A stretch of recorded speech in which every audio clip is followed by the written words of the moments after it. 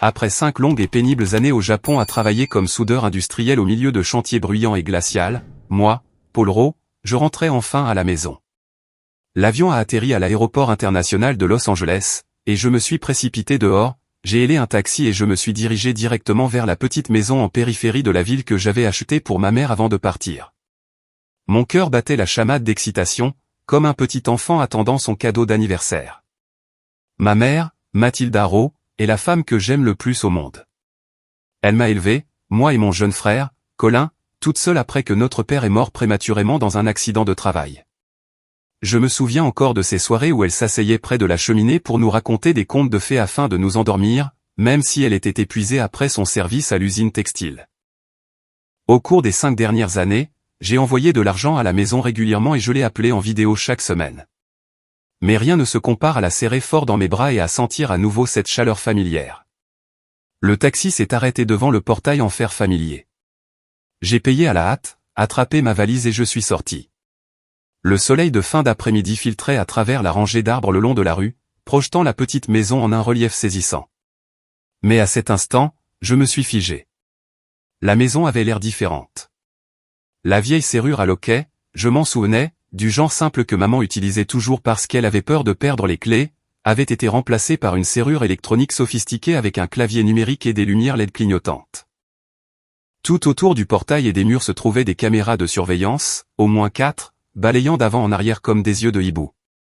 Ma mère, Mathilda, 58 ans, douce et complètement désemparée face à la technologie. Elle avait même peur du smartphone que je lui avais acheté, disant toujours « Fils, c'est trop compliqué. Je vais m'en tenir à l'ancien. » Comment aurait-elle pu décider d'installer tout cela elle-même? Peut-être avait-elle engagé quelqu'un pour des raisons de sécurité. J'ai essayé de me calmer, mais un sentiment étrange a commencé à m'envahir. Quelque chose n'allait pas. J'ai pris une profonde inspiration, mis ma valise de côté et appuyé sur la sonnette. Le carillon familier de mon enfance a retenti clairement. J'ai attendu, souriant en imaginant maman se précipiter vers la porte, les yeux brillants de larmes, criant « Paul, mon garçon est à la maison. » Mais rien ne s'est passé. J'ai appuyé de nouveau, en maintenant plus longtemps cette fois, toujours le silence.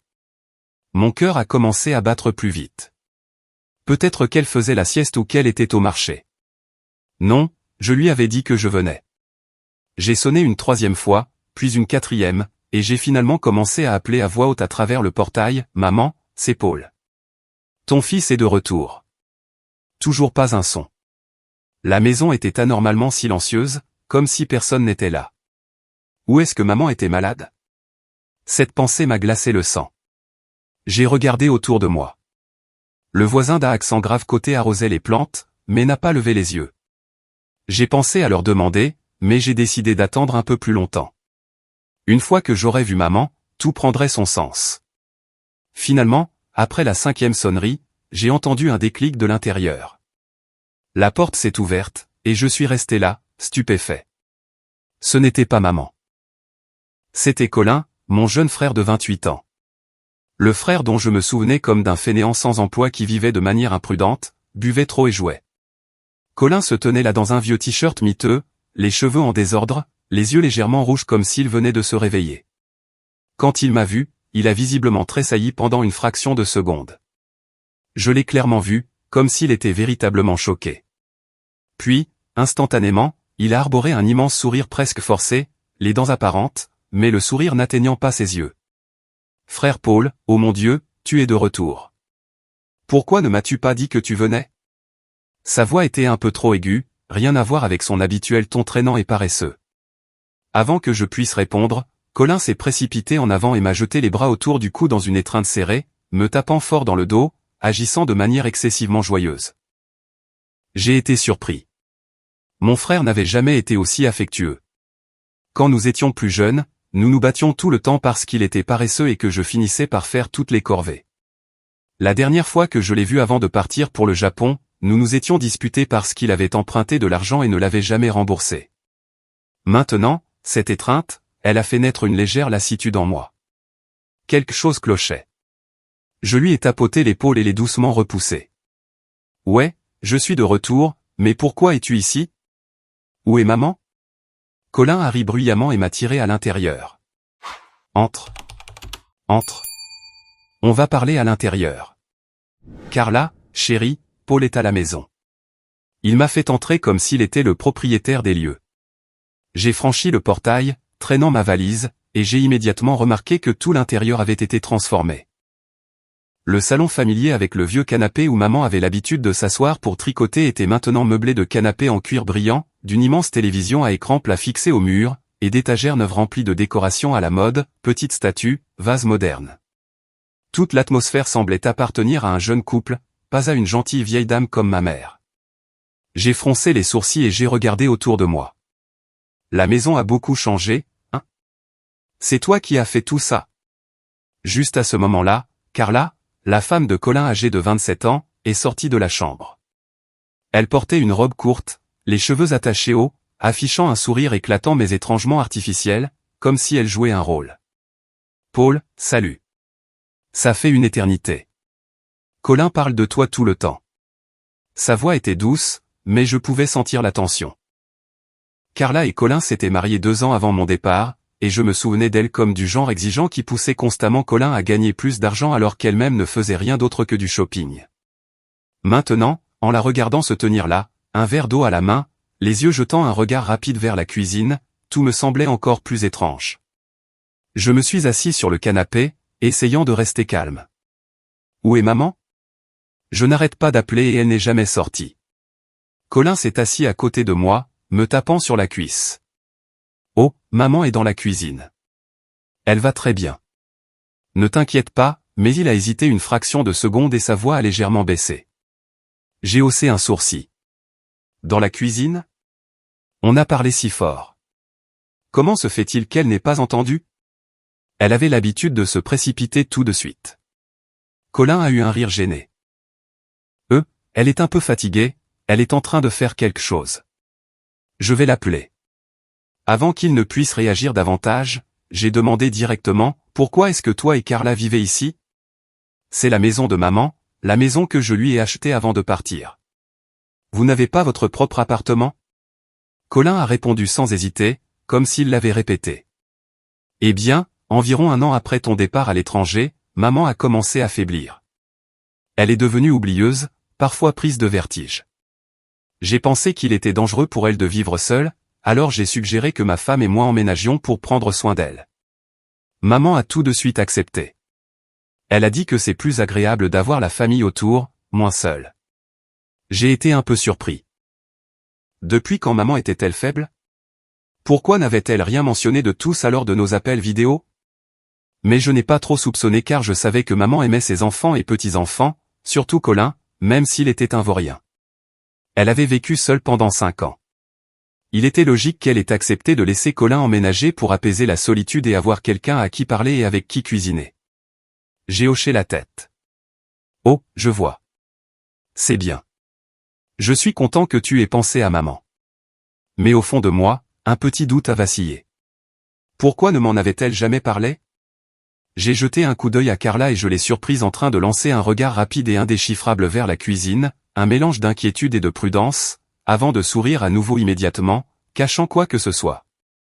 Un frisson glacial m'a parcouru l'échine, comme une main invisible se resserrant autour de ma gorge. Mon cœur s'est emballé, une sueur froide perlant dans mon dos. Quelque chose n'allait vraiment pas ici. La maison changeait, les nouvelles serrures, les caméras partout, Colin et Carla vivant ici, et maman ne sortant pas pour accueillir son fils après 5 ans d'absence. Je me suis levé. Laisse tomber. Je vais aller la voir moi-même dans la cuisine. Colin s'est levé d'un bond, lui aussi.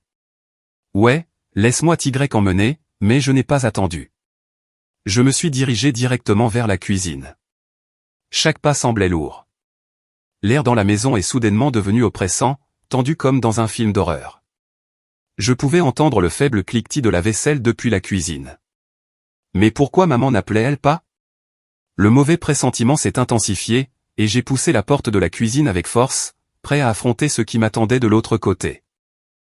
Et puis je me suis figé sur le seuil, mon cœur s'arrêtant presque. Là, devant moi, se trouvait ma mère, Mathilda.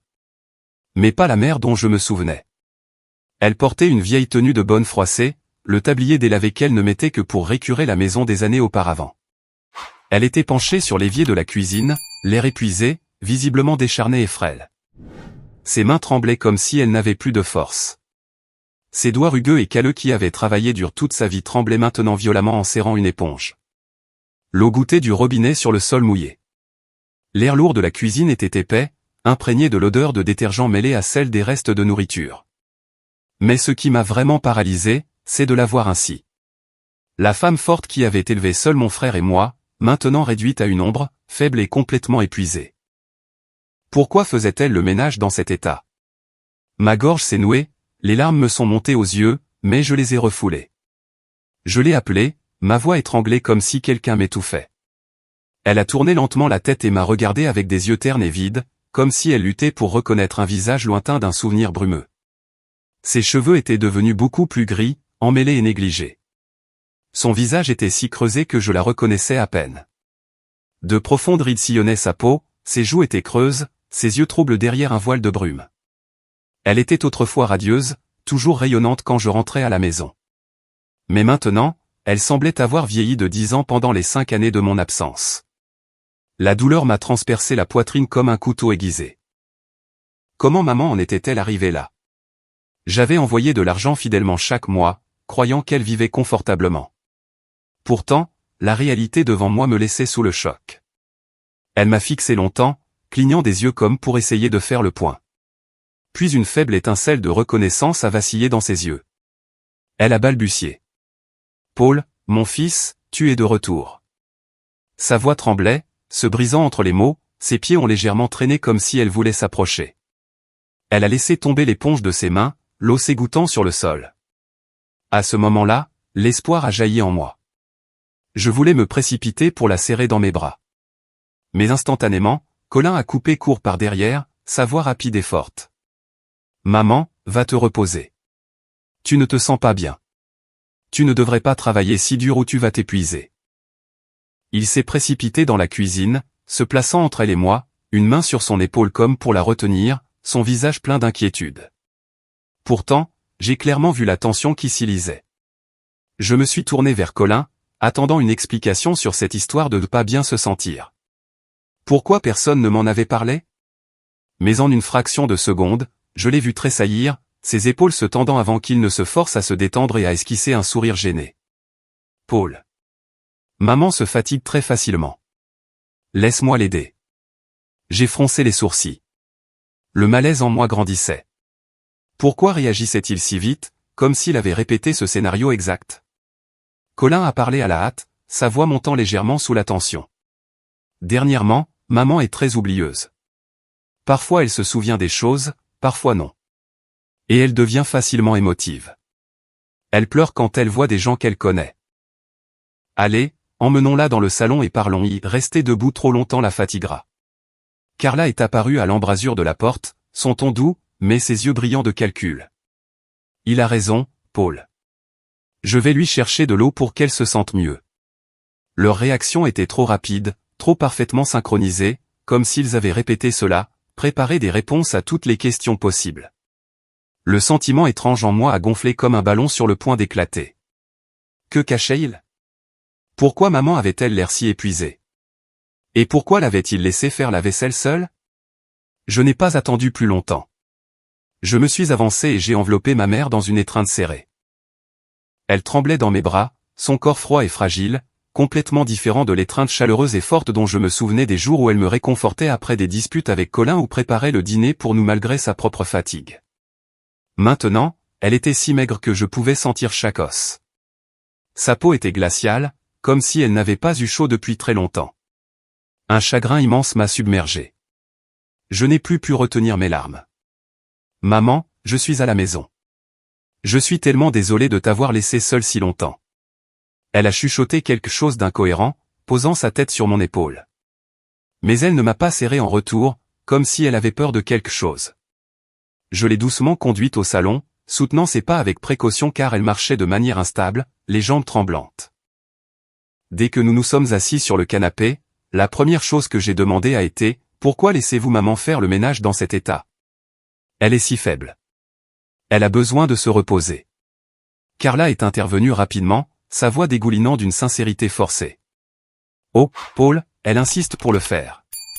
Elle dit qu'elle veut rester occupée, que rester inactive la rend agitée.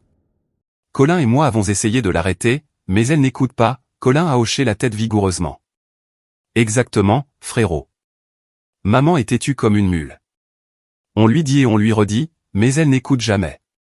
Pourtant, leurs excuses sonnaient complètement faux. Comment maman pouvait-elle insister pour faire la vaisselle avec des mains qui tremblaient comme ça? Et pourquoi ne l'aidait-il pas? Je me suis tourné vers maman, essayant de parler doucement. Maman, c'est Paul. Regarde-moi bien. Est-ce que ça va? Comment as-tu vécu? S'il y a quelque chose qui ne va pas, dis-le-moi. Ne me le cache pas, Mathilda m'a regardé, luttant pour former des mots, ses phrases cassées et hésitantes. Mon fils, tu m'as manqué, mais mon esprit a été si confus ces derniers temps. Sa mémoire était clairement embrouillée, sa voix petite et tremblante, comme si elle était terrifiée de dire la mauvaise chose. Chaque fois qu'elle hésitait ou semblait sur le point de dire quelque chose, Colin ou Carla l'interrompaient immédiatement, répondant à sa place, parlant par-dessus elle. Maman dit qu'elle va bien, juste qu'elle est oublieuse. Ou Carla, tu lui as tellement manqué, mais elle est fatiguée maintenant. Maman s'est tue aussitôt, se recroquevillant de peur, les épaules rentrées, les yeux baissés comme un oiseau effrayé. C'est à ce moment-là que tout est devenu limpide. Mathilda n'arrêtait pas de jeter des regards anxieux hélas à Colin et Carla, le regard de quelqu'un habitué depuis longtemps à être contrôlé et trop effrayé pour parler sans permission. Elle se blottissait sur le canapé, agrippant le bas de son tablier comme si elle avait peur d'être réprimandée pour avoir dit la mauvaise chose. Mon cœur s'est serré d'un mélange de douleur et de rage. Que diable se passait-il ici? Pourquoi ma mère était-elle terrifiée par son propre fils et sa belle-fille? Je voulais lui demander directement, « Maman, dis-moi, qu'est-ce qu'ils t'ont fait ?» Mais avec Colin et Carla assis là de chaque côté, surveillant chacun de ses mouvements, je savais qu'elle n'oserait pas dire la vérité. Elle resterait silencieuse ou répéterait le script qu'il lui avait donné. J'ai ravalé mes mots, m'étouffant avec, tandis que mon esprit tournait avec 1000 questions. J'avais prévu de rester la nuit, de cuisiner pour elle, de la tenir dans mes bras pendant qu'elle dormait comme quand j'étais petit. Mais la tension et la façon dont Colin essayait de tout contrôler ont clairement montré que rester maintenant ne me mènerait nulle part. Il surveillerait chaque seconde. Je n'aurais jamais un moment seul avec elle. D'accord, je vais rester ce soir, maman, ai-je essayé. Colin a immédiatement coupé court. La maison est à l'étroit, frérot. Dormir sur le canapé ne serait pas confortable. Reste juste à l'hôtel et repose-toi bien. Reviens demain. Carla a hoché la tête. Oui, elle est vraiment faible ces jours-ci. Laisse-la dormir tôt pour qu'elle se sente mieux. Leur intention était évidente. Ils voulaient que je parte pour pouvoir continuer à la contrôler. Finalement, je me suis levé, j'ai embrassé maman sur le front et j'ai dit, je vais rendre visite à de vieux amis un petit moment. Prends soin de toi, d'accord? C'était un mensonge. J'avais besoin de temps pour réfléchir. Colin a immédiatement demandé, la voix empreinte d'inquiétude, combien de jours seras-tu parti? Et reviendras-tu ici après? J'ai vu clair dans son jeu. Il voulait que je m'éloigne le plus longtemps possible, alors j'ai répondu vaguement. Après avoir vu mes amis, je devrais peut-être rentrer directement au Japon. Je n'ai eu qu'un court congé. Le travail est fou. Colin s'est visiblement détendu, ses épaules s'affaissant, un véritable sourire se dessinant sur son visage. Cool. Amuse-toi bien alors. Cette réaction spontanée m'a glacé le sang. Pourquoi était-il si soulagé? Comme si mon départ signifiait qu'ils étaient libres de faire ce qu'ils voulaient. Cela confirmait sans l'ombre d'un doute que dans cette maison, quelque chose d'horrible était caché. Je suis sorti du portail, le cœur lourd comme s'il traînait des pierres derrière lui. La lumière du soleil de fin d'après-midi filtrait à travers les arbres, mais elle ne pouvait pas chasser l'angoisse rongeante qui me dévorait de l'intérieur. À travers la fenêtre, maman m'a regardé partir, les yeux brillants de larmes. Pourtant, elle n'a pas osé faire un signe de la main, comme si elle était terrifiée d'être punie pour cela. Cette vision m'a poignardé le cœur. Pourquoi avait-elle si peur? J'ai hélé un taxi, me suis affalé sur la banquette arrière et j'ai dit au chauffeur d'une voix rauque, allez directement en périphérie, vers l'aéroport. Mais à mi-chemin, en passant par des rues familières bordées de cafés et d'enfants qui jouent, j'ai soudainement changé d'avis. Faites demi-tour, monsieur. Trouvez un hôtel près du vieux quartier à la place. Le chauffeur m'a jeté un coup d'œil dans le rétroviseur et a haussé un sourcil. Qu'est-ce qui se passe, gamin? Tu as oublié quelque chose? J'ai secoué la tête, la voix basse. Non, je ne veux juste pas m'éloigner pour l'instant. La vérité, c'est qu'un terrible malaise me rongeait. Un sombre pressentiment me murmurait que si je partais vraiment maintenant, maman serait en réel danger. Je devais voir ce qui se passerait une fois qu'il penserait que j'étais parti. Une fois qu'il croirait que j'étais retourné au Japon, et qu'il pourrait agir librement sans craindre d'être découvert. Le taxi s'est arrêté devant un petit hôtel délabré en périphérie. Le genre d'endroit destiné aux travailleurs comme moi. Des chambres simples, des lits durs, mais à seulement quelques kilomètres de la maison de maman. J'ai payé, traîné ma valise à l'intérieur et j'ai pris la chambre la moins chère disponible. L'endroit était sombre et sentait le moisi, mais je m'en fichais. Je me suis effondré sur le lit, l'esprit en ébullition. 5 ans au Japon, à trimer en soudant de l'acier au milieu de la fumée, de la poussière et de machines assourdissantes, pensant qu'envoyer de l'argent à la maison chaque mois suffisait à assurer le confort de maman. Et maintenant, la maison remplie de choses neuves. Maman n'ayant que la peau sur les os. Colin et Carla contrôlant chacun de ses regards. Je me suis souvenu de nos récents appels vidéo. Elle les écourtait toujours en disant « Je vais bien, fils ». Mais ses yeux évitaient la caméra comme si quelqu'un la regardait. Maintenant, tout s'emboîtait, formant une image terrifiante. Je devais les surveiller. Je devais trouver des preuves. Mais comment Colin pouvait-il faire ça?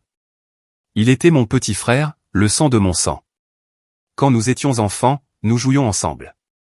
Je lui ai appris à tirer dans un ballon de foot. Maman souriait et disait, vous vous aimez tous les deux. Protégez-vous toujours l'un l'autre. Et maintenant, il l'avait trahi pour de l'argent. Cette pensée m'a glacé les veines. Je suis resté éveillé toute la nuit, le bruit lointain de la circulation résonnant comme un avertissement. Pendant les jours suivants, j'ai observé de loin, agissant comme un détective amateur. Tôt chaque matin, je mettais une vieille veste et une casquette de baseball, je me tenais au coin de la rue à une distance de sécurité, caché derrière les arbres. J'ai vu Colin et Carla forcer Mathilda à prendre une sorte de pilule chaque jour. Chaque matin, il la faisait s'asseoir à la table de la salle à manger. Carla tenait un comprimé blanc et trouble, le poussait dans la bouche de maman, et maman l'avalait avec des mains tremblantes, les yeux baissés, sans jamais résister. Je pensais que c'était des vitamines. Elle était vraiment faible. Peut-être qu'elle en avait besoin, alors je n'y ai pas prêté attention au début. Mais pourquoi devenait-elle de plus en plus hébétée? Je me souvenais de sa force d'antan, marchant jusqu'au marché, riant. Maman a encore beaucoup de force. Ne t'inquiète pas pour moi. Maintenant, elle se traînait dans la maison comme un fantôme, faisant les corvées de l'aube au crépuscule. J'ai observé pendant 3 jours d'affilée, le cœur battant à chaque fois qu'il verrouillait les portes et que les caméras balayaient la cour comme s'il la gardait prisonnière. Pendant la journée, Colin sortait, soi-disant à la recherche d'un emploi, comme il le prétendait. Mais je l'ai vu traîner au bar voisin, riant avec ses copains. Carla restait à la maison, le visage toujours crispé de colère, criant et hurlant sur maman pour avoir fait tomber une assiette en faisant la vaisselle. Je voulais foncer, mais je me suis retenu. J'avais besoin de preuves solides. Ces nuits à l'hôtel, je restais allongé, serrant mon téléphone, faisant défiler de vieilles photos de maman, les larmes coulant sur mon visage. Pourquoi n'étais-je pas rentré plus tôt? Le regret et l'angoisse tourbillonnaient en moi comme une bombe à retardement. Puis, un soir, tout a volé en éclats. Il faisait nuit noire dehors, une bruine froide tombait. Je me tenais dans l'ombre de l'autre côté de la rue, la pluie trempant mon manteau, mais je m'en fichais. À travers la fenêtre éclairée de la cuisine, j'ai regardé maman préparer frénétiquement le dîner, les mains tremblantes alors qu'elle portait un plateau de nourriture, semblant sur le point de s'effondrer. Elle a chancelé, a essayé de se stabiliser, puis s'est soudainement évanouie. Le plateau s'est écrasé au sol avec un fracas assourdissant qui a résonné dans la nuit calme. Mon cœur s'est serré comme si quelqu'un l'écrasait.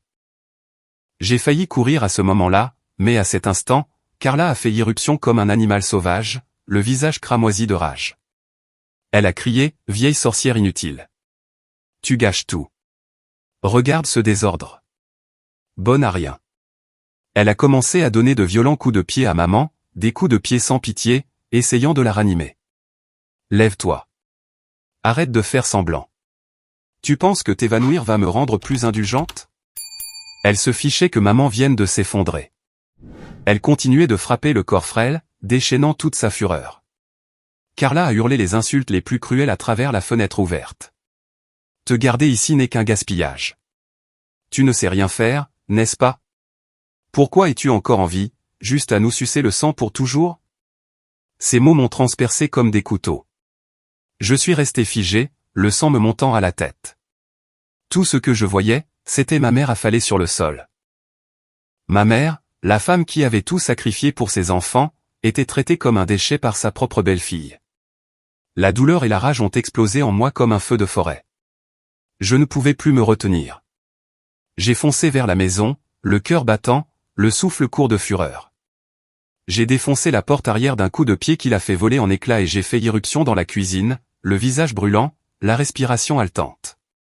Carla s'est retournée, m'a vu et est devenue blême comme si elle avait vu un fantôme. Elle a balbutié, « Paul, je ne voulais pas, pourquoi es-tu ici ?» Sa bouche ne pouvait pas former une phrase cohérente. Ses mains tremblaient en montrant maman sur le sol. Je ne l'ai pas laissé finir. J'ai balancé ma main ouverte et je l'ai giflé violemment au visage.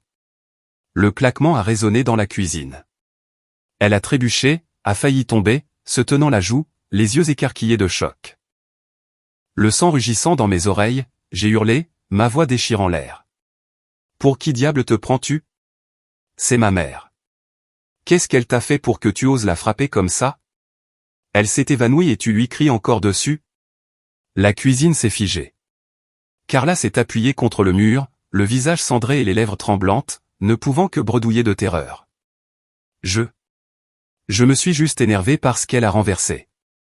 À ce moment-là, des pas frénétiques ont retenti.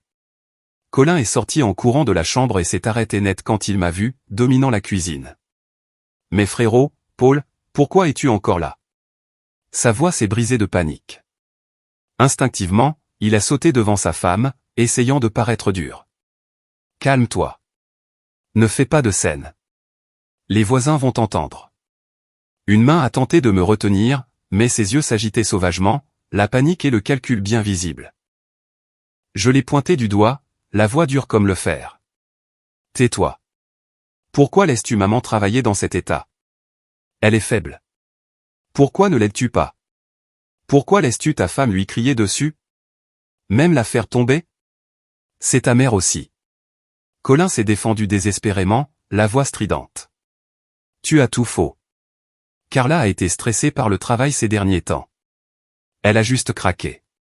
Ce qui vient de se passer est un accident. Maman est tombée. Personne ne l'a poussée. Ce n'est pas grave. Il a forcé un sourire gêné et a essayé de passer un bras autour de moi, mais je l'ai repoussé et j'ai regardé dans les yeux le petit frère que j'avais autrefois aimé. Ma voix était calme. Si je n'avais pas été là, comment aurais-je vu ça? Et si j'étais vraiment parti, quelle pire chose auriez-vous pu lui faire? Pensiez-vous qu'une fois de retour au Japon, vous pourriez la torturer librement? Colin était sans voix, la bouche s'ouvrant et se fermant avec de piètres excuses. Ce n'est pas comme ça. Je prends soin d'elle. Pendant ce temps, Carla se cachait derrière lui, se détournant, essayant de masquer son mépris. Mais ses yeux brûlaient de haine envers Mathilda, comme si maman était son ennemi mortel. J'ai vu leur vrai visage clairement, non pas des enfants, mais des parasites. Je ne laisserai pas maman souffrir une seconde de plus. Je me suis précipité, je me suis penché et j'ai pris Mathilda dans mes bras. Son corps était mou, glacé, sa respiration si faible que mon cœur a failli s'arrêter. Je me suis tourné vers Colin, les yeux comme des lames. J'emmène maman d'ici tout de suite. Colin s'est jeté en panique pour bloquer la porte. Qu'est-ce que tu fais? Elle a besoin de repos. Pose-la. À cet instant, toute trace de retenue en moi s'est effondrée. Je lui ai donné un violent coup de pied dans la poitrine. Il a été projeté en arrière, s'est écrasé contre les placards, plié en deux de douleur. J'ai serré maman contre ma poitrine et je suis sorti, ignorant les gémissements d'agonie de Colin et le regard de pure terreur de Carla derrière moi. À ce moment-là, j'ai parfaitement compris. Ce n'était plus juste une dispute de famille. C'était la déclaration de guerre, le début du prix qu'ils allaient payer. Carla se tenait là, les yeux flamboyants de haine, mais n'osant pas se jeter sur moi, murmurant seulement entre ses dents. Toi, tu le regretteras. Je n'ai pas regardé en arrière. Je suis sorti dans la rue noire, la pluie tombant toujours, j'ai hélé un taxi, le cœur battant comme un tambour de guerre.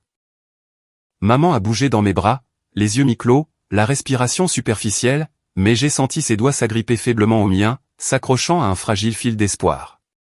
Le taxi a filé dans la nuit pluvieuse, les lampadaires vacillant à travers les vitres, projetant des ombres vives sur le visage décharné et creusé de maman, ses yeux encore embrumés d'une peur persistante. Je l'ai serré plus fort et j'ai chuchoté, « C'est bon, maman. Je t'emmène à l'hôpital tout de suite. Tout va bien se passer. » Elle n'a pas répondu, a juste fait un léger signe de tête et a posé sa tête sur mon épaule. Mon cœur était suspendu entre la terreur et la culpabilité. La terreur d'être peut-être déjà trop tard. La culpabilité de l'avoir laissée dans cette maison pendant 5 longues années.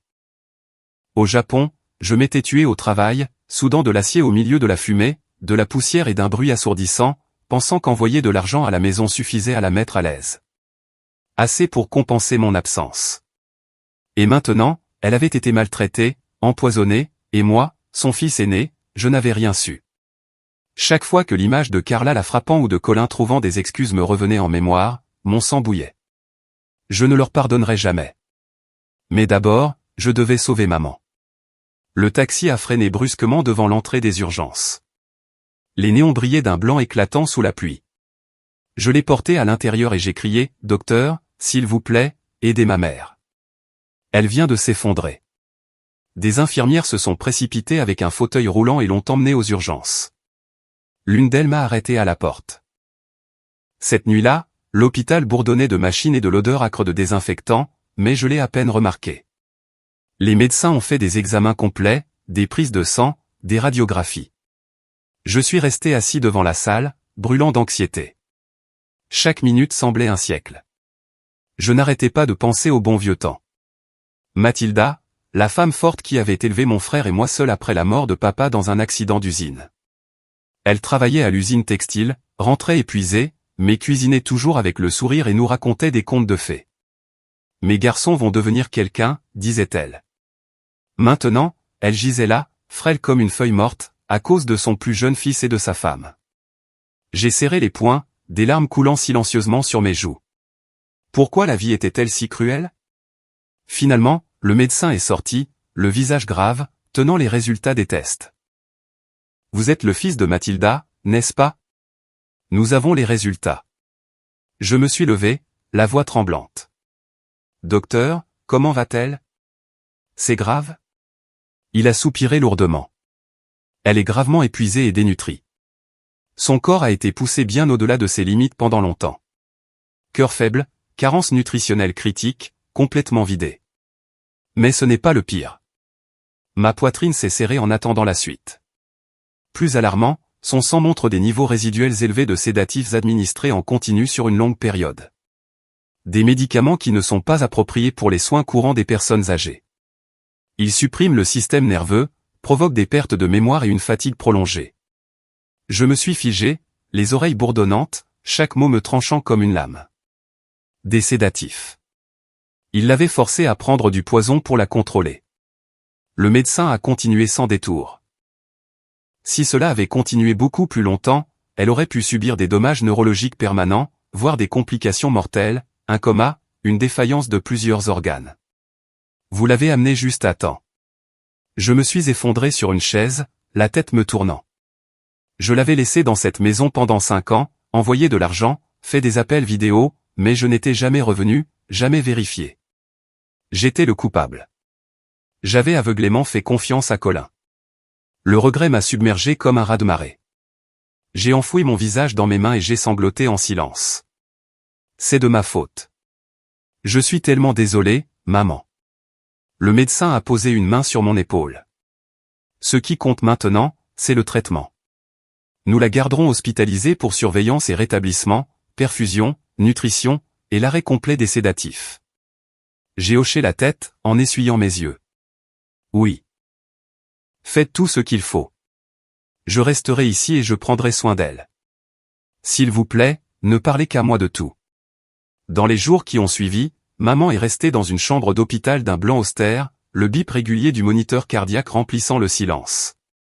Grâce aux perfusions, aux vitamines, à une nutrition adéquate et à l'arrêt complet des sédatifs, Mathilda a lentement commencé à retrouver sa lucidité. Ses yeux n'étaient plus vides. Une étincelle de conscience est revenue. Elle m'a regardé et a esquissé un faible sourire. « Paul, tu es vraiment revenu. » J'ai pris sa main, la voix étranglée par l'émotion. « Oui, maman. Je suis là maintenant. Remets-toi, d'accord ?» Elle a recommencé à reconnaître clairement les gens, à parler de manière cohérente, n'étant plus hébétée comme le premier jour où je l'ai trouvée dans la cuisine sombre. Elle a posé des questions sur les infirmières, les médecins, et a même évoqué des souvenirs. Je me souviens de la nuit où tu es parti pour le Japon. J'ai pleuré toute la nuit. Chaque mot guérissait quelque chose en moi, mais me rappelait aussi la douleur qu'elle avait endurée. Je n'ai jamais quitté son chevet. Je me suis occupé de chaque repas, de chaque sieste, de chaque petite chose. Le matin, je lui lavais le visage et lui donnais à la cuillère du porridge nutritif. Allez, maman. C'est bon. L'après-midi, je lui racontais des histoires drôles du Japon pour la faire rire. La nuit, je restais assis, lui tenant la main pendant qu'elle dormait, écoutant sa respiration régulière. Dans les nuits calmes de l'hôpital, avec seulement la pluie tapant à la fenêtre, je me demandais ce que Colin et Carla faisaient maintenant. Maman devenait plus forte de jour en jour. La couleur revenait sur sa peau. Ses mains ont cessé de trembler. Le médecin l'a examinée et a souri. Excellent progrès. Plus aucune trace des médicaments dans son système. J'ai poussé un soupir de soulagement, mais le poids dans mon cœur est resté. Pourquoi avait-elle dû souffrir comme ça? Un après-midi ensoleillé, une lumière dorée filtrait par la fenêtre, réchauffant la pièce. J'ai demandé doucement, « Maman, pourquoi les as-tu laissés te traiter de cette façon? Pourquoi ne m'as-tu rien dit ?» Mathilda m'a regardé, les yeux se remplissant soudainement de larmes, puis a éclaté en sanglots déchirants, tout son corps tremblant comme si elle libérait des années de douleur refoulées. Elle a pleuré bruyamment, les larmes trempant l'oreiller, s'agrippant à ma main. Mon fils, il me contrôlait. J'avais si peur. Je l'ai tenu dans mes bras, lui caressant le dos. Raconte-moi tout, maman. C'est fini maintenant. Quand elle s'est finalement calmée, elle a essuyé ses yeux et a commencé, la voix tremblante, chaque mot me transperçant jusqu'au cœur. Elle m'a raconté que quelque temps après mon départ pour le Japon, Colin et Carla sont venus demander à rester, juste temporairement. Ils traversaient une période difficile. Parce qu'elle aimait son fils, elle a accepté avec joie, pensant que ce serait agréable d'avoir la famille autour. Au début, ils étaient attentionnés. Carla cuisinait. Colin réparait des choses dans la maison. Maman était ravie. Je pensais qu'ils avaient changé. Mais en quelques mois, leur vrai visage est apparu. Ils ont pris possession de la maison comme si c'était la leur, l'ont forcée à faire toutes les corvées et la surveillaient à chaque heure. Ils disaient, une vieille femme a besoin de rester occupée pour rester en bonne santé. Mais en réalité, ils me faisaient nettoyer et cuisiner du matin au soir, a-t-elle dit, s'étouffant. Ils lui interdisaient de sortir. C'est dangereux, maman. Ils ont progressivement coupé le contact avec les voisins en installant des caméras et en verrouillant les portes. Puis ils ont commencé à lui donner des vitamines pour le cerveau pour te garder vive. Elle les a prises au début, pensant qu'elles étaient inoffensives. Mais bientôt, son esprit est devenu brumeux, son corps faible, sa mémoire fragmentée. Elle a oublié les noms, les dates, tout. Quand elle a essayé de refuser les pilules, ils l'ont forcée et menacée. Si tu n'obéis pas, on te mettra dans une maison de retraite, et ces endroits sont un enfer.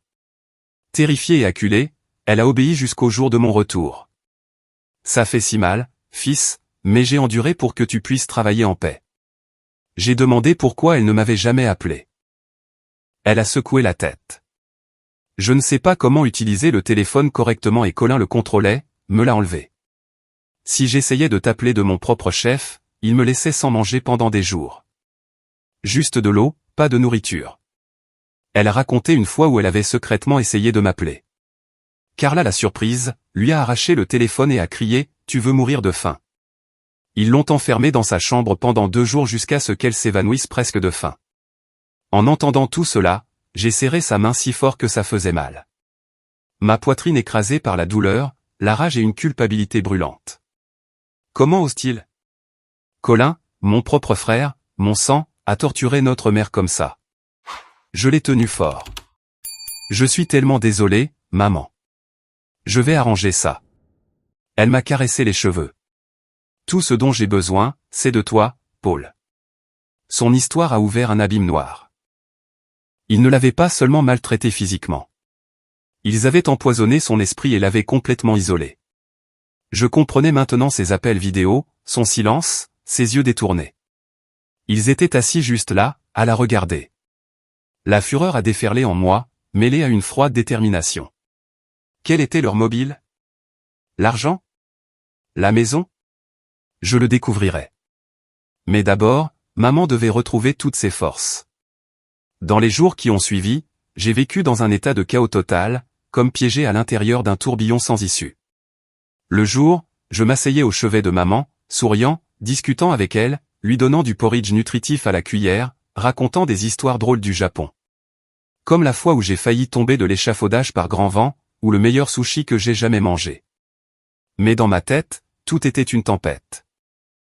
J'étais déchiré entre une rage aveugle qui me donnait envie de retourner à l'ancienne maison, de frapper Colin en plein visage et de crier « espèce d'ordure », et des remords sans fin. Comment avais-je pu être si aveuglément confiant? Pendant 5 années entières, j'ai envoyé de l'argent fidèlement, $1000 chaque mois, pensant que c'était suffisant pour assurer le confort de maman, assez pour compenser mon absence. En réalité, je l'avais abandonné, laissé seul face à 2 monstres portant les masques de fils et de belle-fille. Chaque nuit, allongé sur le canapé dur de la chambre d'hôpital, je me retournais, hanté par l'image de maman se faisant frapper sur le sol de la cuisine, mêlé au souvenir de son visage souriant le jour de mon départ pour le Japon. Prends soin de toi, fils. Je t'attendrai. C'était de ma faute. Si j'étais rentré plus tôt, si j'avais vérifié plus attentivement, rien de tout cela ne serait arrivé. Je ne comprenais pas pourquoi Colin et Carla pouvaient traiter notre mère avec une telle cruauté, ni quel était leur véritable objectif. Que pouvaient-ils bien vouloir d'une gentille vieille femme? L'argent que j'envoyais, la petite maison que j'avais achetée pour elle avec ma propre sueur et mon sang. Cette pensée me glaçait les veines comme une main invisible m'étouffant. Le sentiment qu'un complot bien plus vaste se cachait derrière tout cela ne me laissait pas en paix. Je ne pouvais pas simplement attendre que maman se rétablisse sans rien faire. L'angoisse me rongeait comme le tic-tac d'une bombe à retardement. Je me suis soudain souvenu d'un vieil ami du lycée qui avait un jour mentionné un détective privé capable de déterrer n'importe quel secret. Le lendemain matin, pendant que maman dormait profondément après sa perfusion, je me suis éclipsé de l'hôpital et j'ai appelé Daniel. Je lui ai demandé s'il connaissait un détective privé de confiance. Paul, sois prudent, a dit Daniel, la voix inquiète. Mais j'en connais un bon, Jacques Aron. Spécialisé dans les affaires familiales et le suivi financier. Je t'envoie son numéro. J'ai appelé Jacques immédiatement, la voix tremblante en lui donnant la version courte. Mon frère et sa femme ont maltraité ma mère. J'ai besoin qu'on les surveille. Jacques a écouté calmement. Je comprends, monsieur Paul. Je surveillerai chaque mouvement du couple. Maison, travail, finances. $500 par jour, mais je garantis des résultats. J'ai accepté sur le champ et j'ai viré l'avance, le cœur battant comme si j'attendais un verdict. C'était la première étape. Je ne les laisserai plus se promener librement. Quelques jours plus tard, Jacques m'a contacté par un appel crypté, la voix basse. Paul, j'ai des informations extrêmement graves, assez pour prouver leur véritable mobile. Retrouve-moi au café près de l'hôpital. Mon cœur martelait dans ma poitrine. J'ai dit à maman, je vais juste chercher à manger. Puis je me suis précipité dehors sous une légère bruine qui rendait l'air encore plus lourd.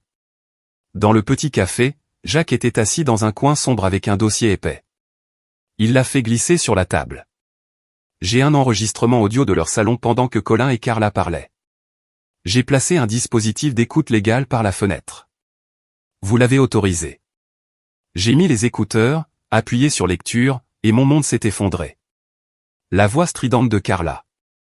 Il faut se dépêcher et finir de transférer le titre de propriété de la maison à notre nom, Colin. Paul est de retour. Les choses pourraient s'effondrer s'il reste trop longtemps. Colin, anxieux. Je sais. Demain, je contacterai notre notaire habituel. Ce type approuvera tout sans discuter. La procuration falsifiée de maman est toujours valide. Juste quelques signatures de plus et c'est fait. Carla insistant. Finis ça vite. Je ne vais pas perdre cette maison.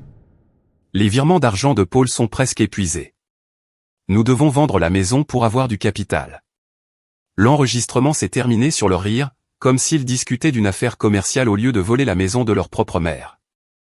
Je suis resté figé, les oreilles bourdonnantes, les mains tremblantes autour des écouteurs. Transférer le titre de propriété. Procuration falsifiée. Il prévoyait de s'emparer de la maison même que j'avais achetée avec des années de sang et de sueur pour que maman puisse vivre ses jours en paix. Jacques a continué gravement. Ce n'est pas tout. J'ai aussi découvert que le compte d'épargne au nom de Mathilda a été systématiquement vidé sur une longue période. Tous les retraits ont été effectués par Colin en utilisant la procuration falsifiée.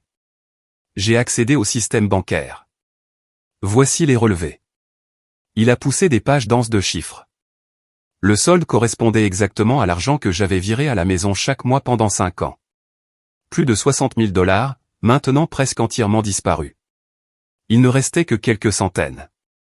Le relevé montrait que l'argent avait été dépensé en jeux d'argent, en shopping de luxe, en vacances, en vêtements de marque, en remboursement de dettes de jeux dans les casinos locaux et en dépenses personnelles pour eux deux. Les transactions comprenaient 5 000 $ à un usurier, 2 000 $ pour une bague en diamant pour Carla, même des billets de concert chers. J'ai tenu le dossier et je suis devenu insensible, les larmes brouillant ma vision. Je n'avais jamais imaginé qu'il ne faisait pas que voler l'argent que j'envoyais. Il détruisait délibérément la santé de maman, la droguant jusqu'à la stupeur pour qu'elle ne puisse pas résister, l'isolant pour que personne n'interfère. Tout pour tout s'emparer. Maintenant, tout avait un sens. Forcer les sédatifs, contrôler chacun de ses mouvements, la couper du monde. Ce n'était pas de la cruauté au hasard. C'était un plan calculé depuis le début pour la dépouiller de ses biens. Ils ont emménagé en prétendant s'occuper d'elle, l'ont progressivement transformée en esclave, ont vidé le compte en banque et se sont préparés à transférer la maison. Si je n'étais pas revenu à ce moment-là, elle aurait été abandonnée dans une maison de retraite ou pire, tuée lentement par les médicaments, et il s'en serait sorti avec tout. La douleur, la rage et la culpabilité m'ont submergé comme un raz-de-marée. Je suis resté assis dans ce café, serrant le dossier jusqu'à ce que mes jointures blanchissent, les larmes coulant sur mon visage. Comment Colin avait-il pu faire ça? Mon petit frère, qui sanglotait dans mes bras à la mort de papa. Maintenant, il avait vendu notre mère pour de l'argent. Au milieu du chaos, une chose est devenue limpide. Il n'y avait pas de retour en arrière possible. Si je m'arrêtais maintenant, maman resterait une victime pour toujours et des gens comme eux continueraient à détruire les autres. J'ai essuyé mes larmes et j'ai dit fermement, « Merci, Jacques. Je vous engage pour étendre l'enquête. Creuser plus profondément dans les transactions bancaires. Retracer les documents falsifiés et tous leurs contacts avec le bureau du notaire. » Jacques a hoché la tête. « C'est fait, mais soyez extrêmement prudent. Les animaux acculés paniquent et attaquent. » J'ai hoché la tête en retour. Après cela, j'ai tranquillement préparé le reste moi-même. J'ai appelé la banque pour vérifier les relevés, sauvegarder chaque document, photographier chaque pièce à conviction que j'avais, chaque minuscule fragment sauvegardé pour la confrontation à venir. Pour la première fois depuis mon retour, la douleur et la fureur en moi ont été rejointes par quelque chose de plus froid et d'incassable. La résolution. Je ne les laisserai pas s'en tirer. Ils paieraient par la prison, en perdant tout ce qu'ils avaient volé à ma mère. Je suis retourné à l'hôpital. Maman dormait paisiblement sous la faible lumière jaune. Je me suis assis au chevet de son lit, j'ai pris sa main fine dans la mienne et j'ai chuchoté, « Je te protégerai. Cette fois, personne ne te fera plus jamais de mal. » Dehors, la nuit était profonde et silencieuse. Dans ma tête, chaque maillon d'un plan s'imbriquait tranquillement, silencieux, tendu, comme une tempête massive qui rassemble ses forces avant d'éclater. Après avoir rassemblé tous les documents du détective, j'ai apporté le dossier entier à Daniel Harper, un ami proche de l'université qui est maintenant avocat spécialisé en droit pénal et civil. Daniel est grand, porte des lunettes épaisses et est toujours aussi calme qu'un roc. Mais quand je lui ai fait un bref résumé au téléphone, sa voix est devenue très sérieuse. « Paul, viens à mon bureau tout de suite. » Ce n'est pas une blague. Son bureau se trouvait au centre-ville, une petite pièce bien rangée, bordée de livres de droit et imprégnée de l'odeur de café noir fort. Je suis entré en serrant le lourd dossier, la sueur perlant sur mon front malgré le temps frais. « Daniel, regarde ça. » Mon propre frère. Ils ont torturé ma mère pour de l'argent. Il s'est assis et a commencé à feuilleter page après page. Enregistrement, relevé bancaire, photo de Colin rencontrant le notaire. Son visage a progressivement pâli, ses sourcils se fronçant de plus en plus. Je me suis assis en face de lui, le cœur battant, les mains jointes si fort que mes jointures sont devenues blanches. Le lourd silence s'est prolongé pendant près d'une demi-heure. Finalement, il a parlé, la voix basse. Paul, les preuves initiales que tu as sont assez solides. L'enregistrement montre clairement l'intention de s'emparer de la maison. Les relevés bancaires prouvent les retraits illégaux, mais soyons clairs. Ce n'est toujours pas suffisant pour que je me sente confiant de porter plainte ou de garantir une victoire au tribunal. Il m'a regardé droit dans les yeux et a continué sans détour. L'enregistrement peut être attaqué comme une atteinte à la vie privée. Les relevés bancaires ont besoin d'une certification officielle de la banque pour être recevables. Quant à la maltraitance et à la médication forcée, le seul témoignage de ta mère ne suffit pas. Nous avons besoin de témoins indépendants. Des voisins, des médecins ou des tiers qui ont directement vu ce qui s'est passé. Je me suis figé, puis j'ai hoché la tête. Daniel avait raison. Je ne pouvais pas précipiter les choses. Je devais rendre le dossier en béton pour qu'il ne puisse pas s'échapper. Il m'a tapé sur l'épaule. Commence à recueillir les témoignages des voisins. Je te dirai exactement comment les enregistrer légalement. En même temps, continue de faire enquêter le détective privé sur les sédatifs. Nous devons relier tous les points pour prouver l'intention. J'ai quitté son bureau le cœur lourd mais plus déterminé que jamais. De retour à l'hôpital, maman a demandé « Où es-tu allé, fils ?» J'ai souri. Juste voir un vieil ami, maman. Le jour même, j'ai commencé à recueillir moi-même plus de preuves. En commençant par les voisins autour de la maison que j'avais achetée pour maman. C'est une rue de banlieue calme avec des bungalows similaires. La plupart des résidents sont âgés et connaissaient maman depuis des années. Je me souvenais comment elle apportait des biscuits à Madame Smith d'un accent grave côté.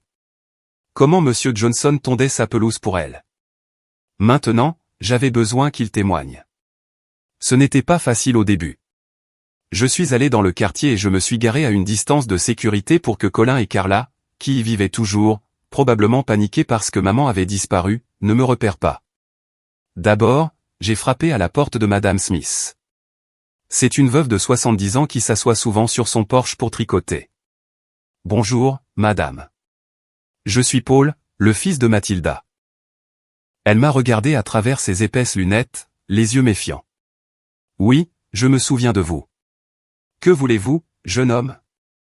J'ai pris une profonde inspiration et j'ai expliqué brièvement. Maman est à l'hôpital, épuisée et blessée parce que Colin et Carla l'ont maltraitée.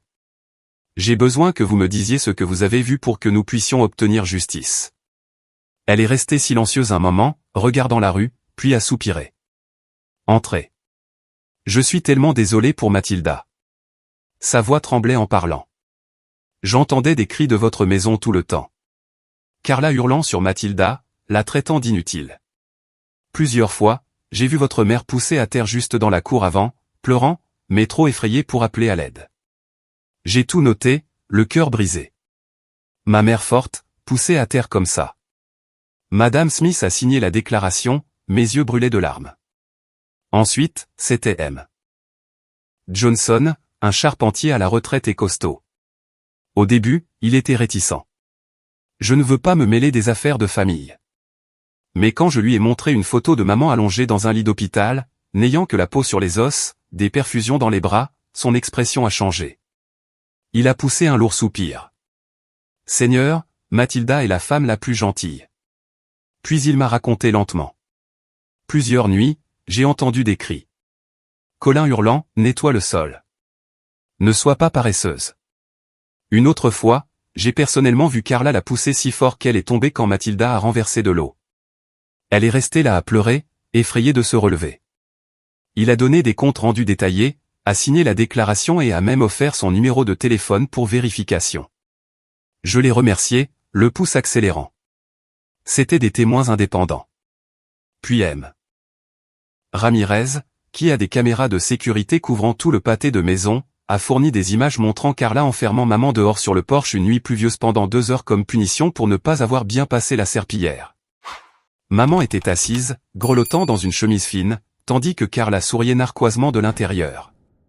Cette vidéo m'a glacé jusqu'aux os. Prends-la, a dit Ramirez. Je déteste la maltraitance des personnes âgées. Chaque témoignage était une autre pièce du puzzle, rendant l'image plus claire et plus douloureuse. Pourquoi personne ne l'avait aidé plus tôt? Je m'en suis voulu mais j'ai continué, marchant sur un fil de nerfs. En même temps, le détective privé Jacques continuait de retracer les sédatifs que maman avait été forcée de prendre.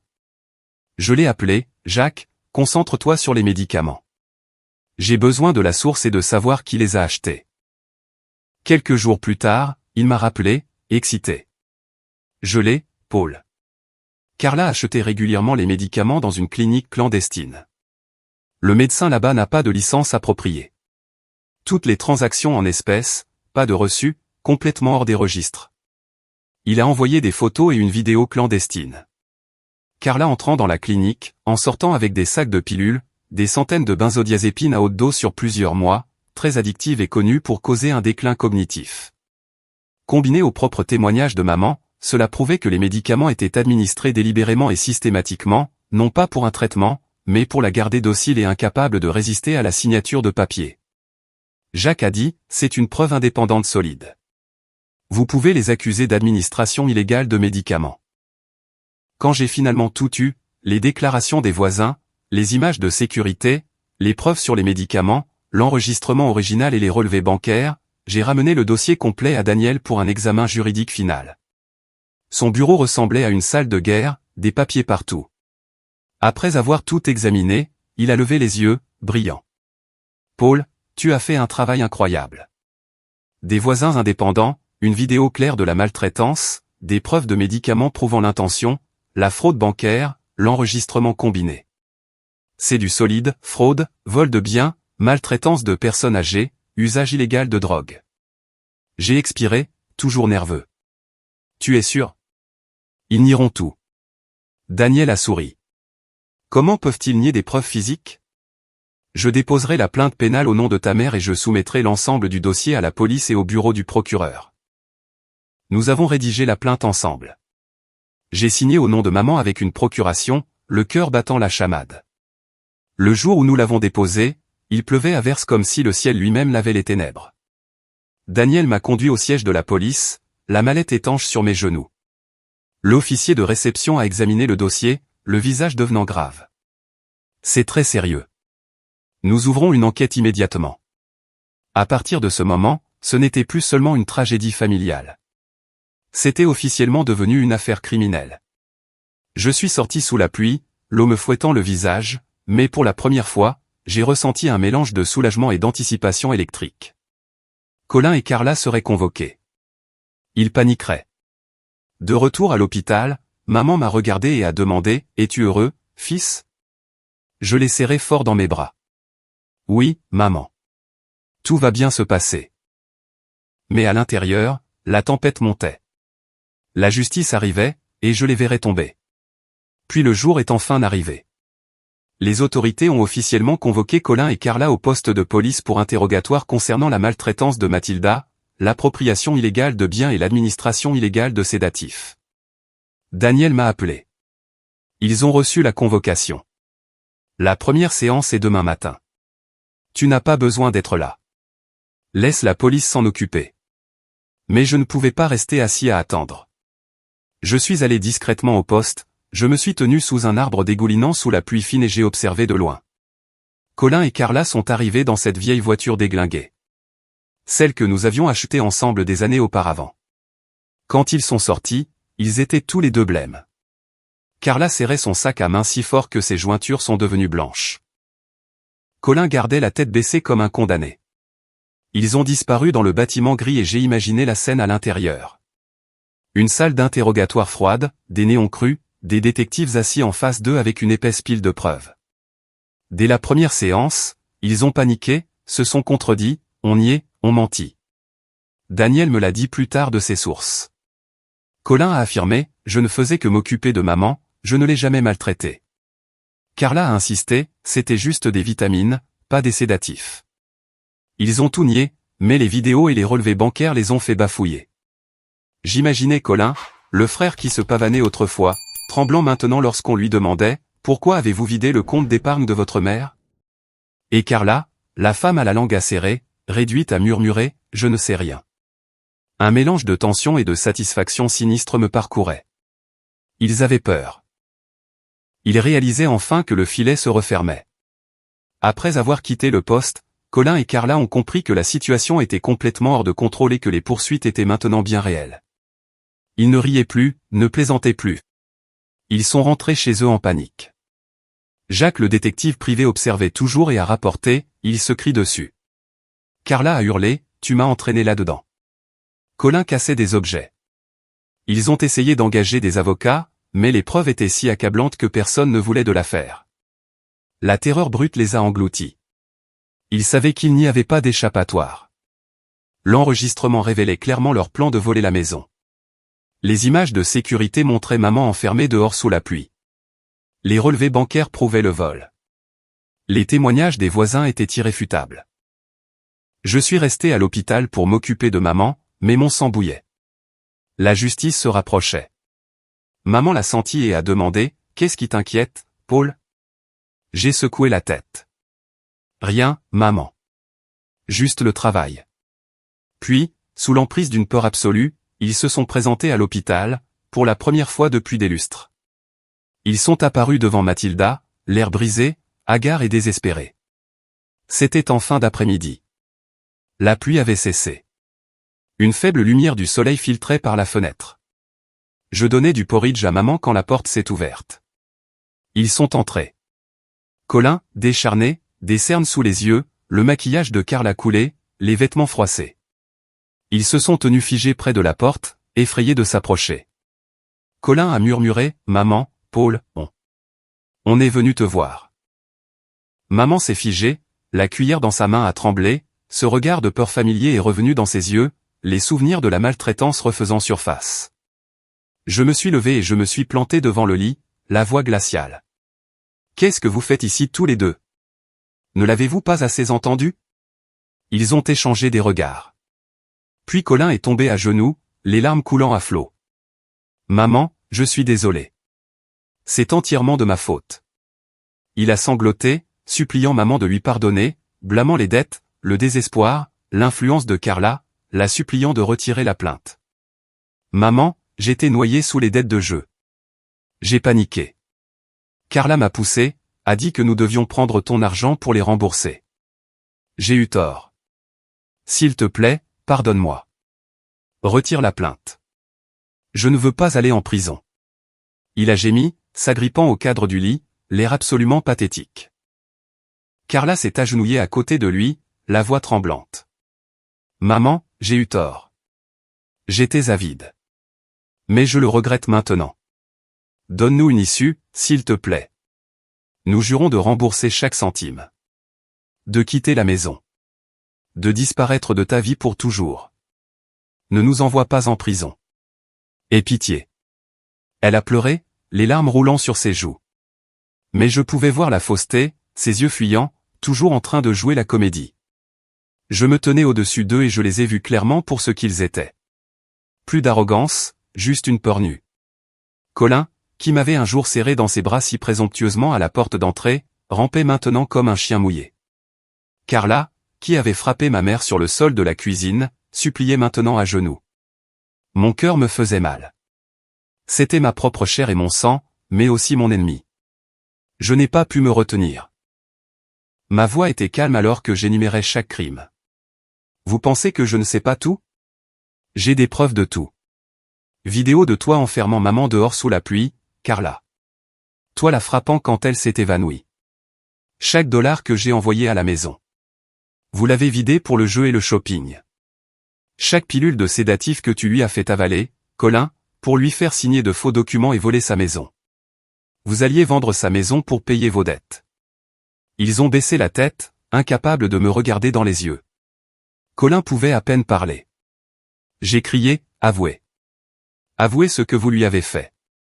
Pour la première fois, sans plus aucune possibilité de mentir, Colin a tout avoué.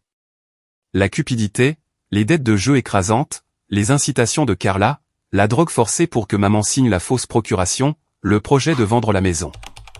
D'accord, je l'avoue. J'ai volé l'argent que tu as envoyé. J'étais noyé sous les dettes. Carla m'a convaincu de droguer maman pour qu'elle signe des papiers. Nous allions transférer la maison et la vendre. J'ai eu tort. Carla a hoché la tête en sanglotant. J'étais avide aussi. Je l'ai dépensé en vêtements, en voyage. Ils ont baissé la tête de honte. Toute arrogance avait disparu.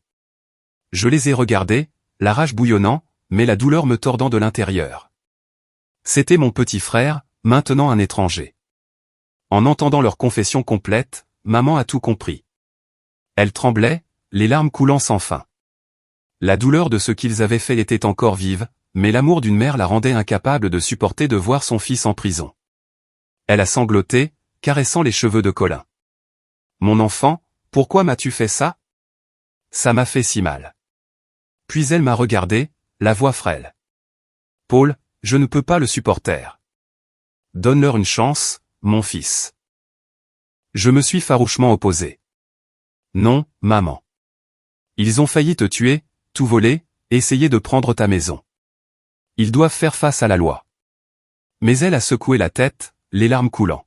« Je sais, mais Colin est toujours mon fils. Je ne peux pas le voir aller en prison. Donne-leur une chance de recommencer. À condition qu'ils quittent la maison immédiatement, rembourse chaque dollar qu'ils ont pris et disparaissent de ma vie pour toujours. » Elle s'est tournée vers eux, la voix faible mais ferme, « Promettez-moi, remboursez l'argent et partez. Ne revenez jamais. » Après une longue lutte intérieure, par respect pour les souhaits de ma mère, j'ai accepté de retirer la plainte pénale alors que l'affaire était encore au stade de la vérification préliminaire. Daniel a averti, « Tu es sûr ? Retirer la plainte maintenant arrête l'affaire, mais s'ils rompent l'accord, tu peux la redéposer. » J'ai hoché lourdement la tête. J'honore la décision de maman. Nous avons contacté la police, retiré la plainte, et Colin et Carla ont signé un engagement juridiquement contraignant de rembourser l'intégralité des 60 000 $ en plusieurs fois et de quitter la maison dans la semaine. Pour l'instant, ils échappaient aux poursuites pénales. Ils ont quitté l'hôpital avec une gratitude feinte, Colin serrant maman une dernière fois dans ses bras, Carla forçant un sourire. « Merci, maman. » Paul. Mais j'ai vu la vérité dans leurs yeux. Pas de remords réel, seulement un soulagement temporaire. Je les ai accompagnés jusqu'à la porte, un pressentiment désagréable me rongeant. Tiendrait-il parole ou nous trahirait-il à nouveau ? La pluie a recommencé à tomber, comme pour avertir que la tempête était loin d'être terminée. Quelques jours plus tard, une fois que maman s'était complètement rétablie et que les médecins avaient confirmé qu'elle était prête à sortir, je l'ai ramenée à l'ancienne maison pour qu'elle puisse se reposer et reprendre des forces. C'était une belle matinée. La lumière dorée du soleil filtrait à travers les arbres. Une douce brise portait l'odeur de la terre humide après la pluie. J'ai conduit lentement. Maman était assise à côté de moi, regardant par la fenêtre, sa main tenant fermement la mienne. « Paul, le jardin m'a tellement manqué. Je vais replanter des fleurs. » J'ai souri. « Bien sûr, maman. Je t'aiderai. À partir de maintenant, je reste ici avec toi. » Plus de Japon. Elle m'a caressé les cheveux, la voix chaleureuse. « Mon garçon a bien grandi, mais tu es toujours le même petit enfant pour moi. » Mon cœur s'est réchauffé, mais une légère ombre de malaise persistait. Pourquoi Colin était-il resté complètement silencieux? Pas d'appel, pas de message. Ils avaient promis de rembourser l'argent en plusieurs fois, mais jusqu'à présent, seuls les premiers 10 000 $ étaient arrivés. Et le reste, je me suis dit. Ils ont peur de la prison. Ils tiendront parole. La voiture a tourné dans la rue familière. Les arbres bruissaient des deux côtés et la maison est apparue au bout de la route. Puis je me suis figé. Mon cœur a cogné contre mes côtes. J'étais certain que Colin et Carla avaient déjà déménagé. Mais au moment où la voiture a tourné le coin, une pancarte rouge vif, à vendre, accrochée au portail en fer m'a arrêté net pendant plusieurs secondes. Le panneau rouge éclatant avec des lettres blanches grasses se balançait doucement dans la brise. À vendre. Contactez ce numéro. Mon cœur battait si fort que j'avais l'impression que quelqu'un me l'écrasait. Mais qu'est-ce que c'est que ça? Ils vendent la maison, ai-je chuchoté, ralentissant, les yeux rivés sur la pancarte. Maman l'a remarqué aussi. Sa voix tremblait. Paul, pourquoi y a-t-il une pancarte à vendre? Je me suis garé un peu plus loin, essayant de rester calme, bien que mes mains tremblent légèrement sur le volant. Des inconnus entraient et sortaient de la cour, mesurant, prenant des photos, discutant bruyamment comme si ce n'était plus la maison de maman. Un homme en costume tenait un presse-papier et montrait le porche du doigt. Rénover cette partie. Ajouter un garage. 2 autres photographiaient l'arrière-cour en riant.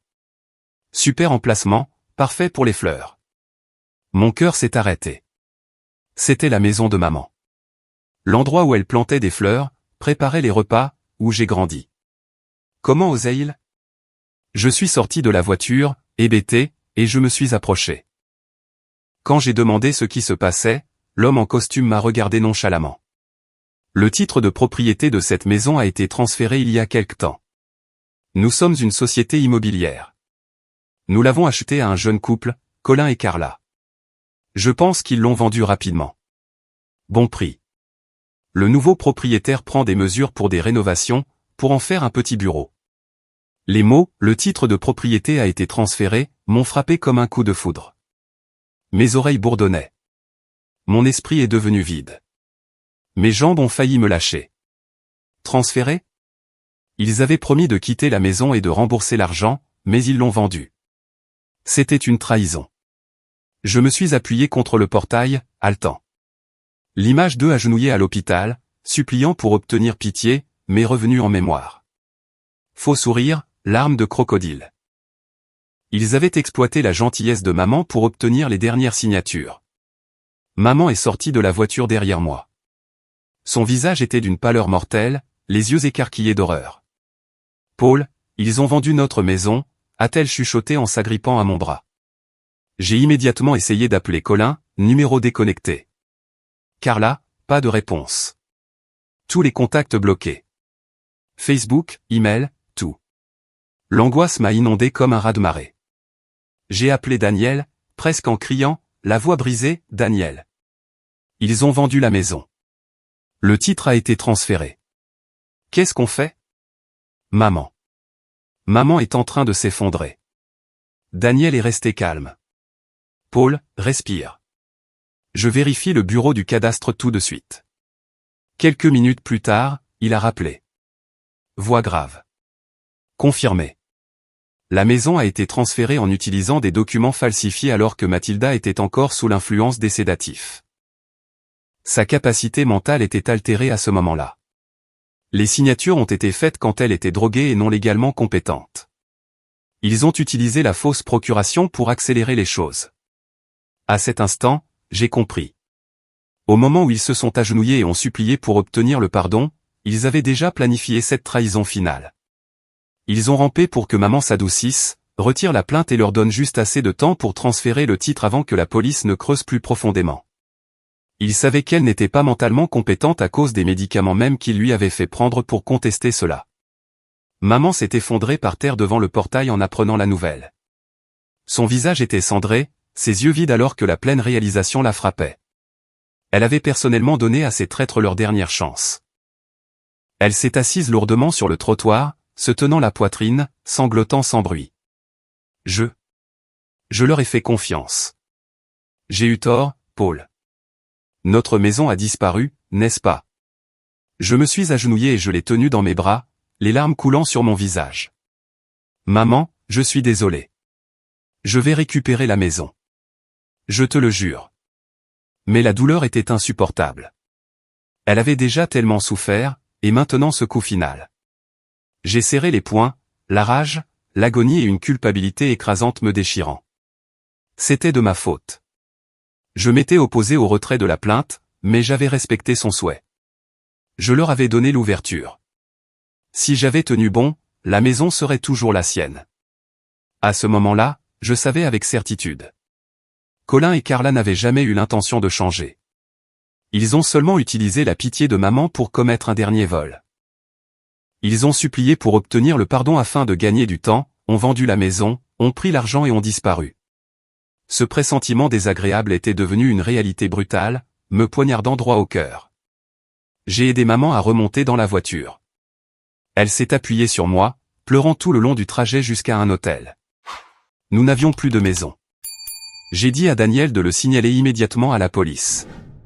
Daniel, ils ont commis une fraude. Ils ont falsifié le transfert. Il a répondu, déjà dessus, Paul. C'est un crime bien plus grave maintenant. Falsification de documents et vol de biens à grande échelle.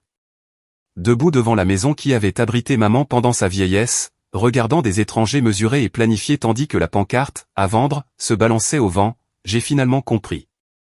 La vraie guerre ne faisait que commencer. J'ai regardé la maison une dernière fois. C'était la guerre, et je n'arrêterai pas tant qu'ils n'auraient pas payé le prix. Les heures qui ont suivi ont été un véritable enfer. J'ai emmené maman séjourner temporairement dans l'ancienne maison familiale d'un parent. Mathilda gisait sur le lit, les yeux rouges et gonflés, murmurant encore et encore, « J'ai eu tort, Paul. Je n'aurais jamais dû leur pardonner. » Je la serrais fort et j'essayais de la réconforter, « Ce n'est pas de ta faute, maman. C'est la mienne. Je récupérerai tout. Je te le promets. » Mais à l'intérieur, je brûlais. La rage et la culpabilité me déchiraient. Pourquoi l'avais-je laissé me convaincre de retirer la plainte? Pourquoi n'avais-je pas tenu bon depuis le début? Daniel a travaillé vite. Il a préparé une nouvelle plainte pénale avec les preuves supplémentaires, les documents de transfert de titres falsifiés, la vente frauduleuse de la maison, et l'a déposée auprès de la police. L'officier qui l'a reçu avait l'air grave. C'est une grosse affaire, monsieur Paul. L'épargne volée plus la valeur de la maison s'élève à des centaines de milliers de dollars. Des signes clairs de crime organisé, de falsification, de fuite d'actifs. En quelques jours, des mandats d'arrêt fédéraux ont été émis. Les photos de Colin et Carla ont été affichées partout. Aéroports, gares routières, même les nouvelles télévisées locales. Recherchés, fraude, vol de biens, maltraitance de personnes âgées. Le titre rouge clignotait à l'écran. J'ai regardé la télévision, le cœur tordu. Mon petit frère, maintenant un criminel recherché au niveau national. Ce sentiment de malaise que j'avais eu à l'hôpital s'était réalisé. Mais je ne ressentais aucun soulagement, seulement de la douleur. La douleur que la famille soit brisée. La douleur que maman doive endurer encore un autre coup. Les jours d'attente de nouvelles étaient une torture. Tension constante et remords.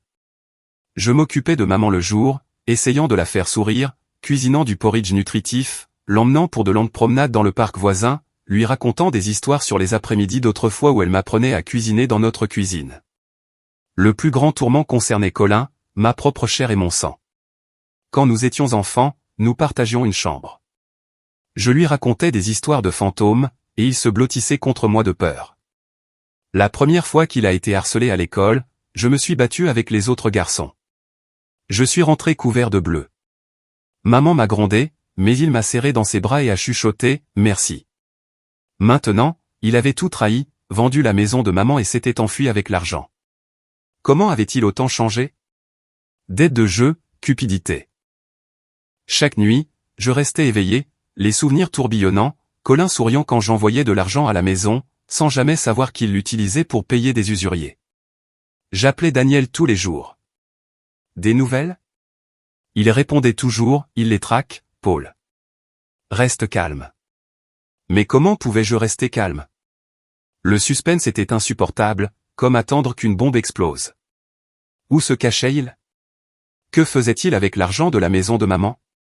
Après des semaines à retracer les transactions financières, les caméras de circulation et les témoignages, la police a finalement réduit le remplacement. Daniel me tenait au courant. Ils ont suivi l'argent de la vente de la maison jusqu'à un nouveau compte ouvert sous de faux noms dans un état voisin. Les caméras d'autoroute ont filmé leur voiture au péage. Un employé de motel a signalé un jeune couple qui se disputait toujours, disant qu'ils étaient en fuite. J'imaginais la salle de guerre de la police. Cartes, photos, équipes se coordonnant. C'était comme un film policier, mais c'était la vie réelle et la victime était ma mère. Finalement, après 3 semaines angoissantes, Daniel a appelé à minuit. Paul, ils ont été attrapés. L'arrestation a eu lieu à l'aube. Ils étaient dans un motel délabré, déjà en train de faire leurs valises pour fuir vers un autre état. Les rapports de police ont révélé plus tard les détails. Le SWAT a fait irruption à 4 heures du matin alors qu'ils dormaient encore. Valise prête près de la porte. Carla a crié. Colin a essayé de s'enfuir mais a été plaqué au sol et menotté. Vous êtes en état d'arrestation pour fraude et vol de biens, a crié l'officier. Les photos d'identité judiciaire se sont répandues dans les nouvelles. Colin, mal rasé et les yeux hagards. Carla, débraillée, plus du tout glamour. Le jour où j'ai appris leur arrestation, je n'ai ressenti aucun soulagement, seulement un vide froid et creux. Je me suis assis à côté de maman. Daniel a appelé pour confirmer. Ils sont en garde à vue, Paul. L'affaire est entièrement rouverte. Maman a pleuré. Mon fils, pourquoi en est-on arrivé là? Je l'ai tenu dans mes bras, mais mon cœur était insensible. Pas de joie, pas de triomphe, juste le vide. Colin était mon frère. Maintenant, il était prisonnier. La trahison faisait trop mal, comme une blessure qui ne guérirait jamais. Je me suis souvenu du jour de la mort de papa. Nous nous sommes serrés l'un contre l'autre, pleurant, tandis que maman chuchotait, prenez soin l'un de l'autre. C'était parti pour toujours. La justice était venue, mais la famille était brisée au-delà de toute réparation. L'enquête a été rouverte dans son intégralité.